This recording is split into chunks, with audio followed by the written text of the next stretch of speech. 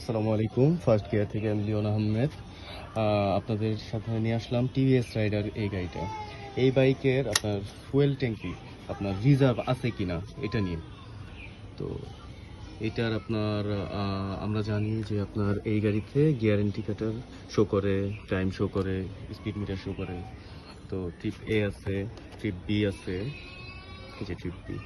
আর আমাদের বাংলাদেশেরটাই trip A আর ট্রিপ বি শো করে, কিন্তু ইন্ডিয়ার যেটা আছে ওইটাতে আপনার কত কিলোমিটার যাবে, কত কিলোমিটার দিবে, আরও দুইটা অপশন শো করে, কিন্তু আমাদের বাংলাদেশেরটাই শুধুমাত্র আপনার এই দুইটা অপশনই শো করে। আর হ্যাঁ, যখন আপনার ট্রিপ এফ শো করে ওইটাই হইতেছে আপনার টিভিএস রাইডারের মানে রিজার্ভ।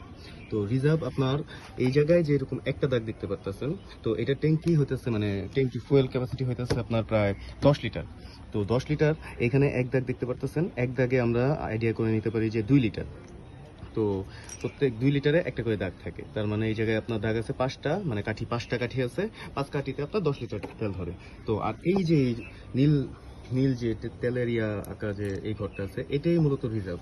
যখন আপনার এটা লাফাবে, হ্যাঁ, এটা যখন লাফাবে, লাফানোর পরেও আপনি অলরেডি 20 20 কিলোমিটার 30 কিলোমিটার চালাতে পারবেন। কিন্তু এটাতেও আপনার যখন লাফানো শুরু করে 1.2 1.2 লিটার, মানে আপনার 1 লিটারের একটু বেশি থাকার পরও মানে আপনার মানে 1.2 এর নিচে যখন নামবে তখন আর কি এটা লাফাবে। ঠিক আছে, এটা লাফানোর পরেও আপনি, যেমন আমি আপনার এটা লাফানোর পরেও আমি অলরেডি 28 কিলোমিটার রাইড করছি।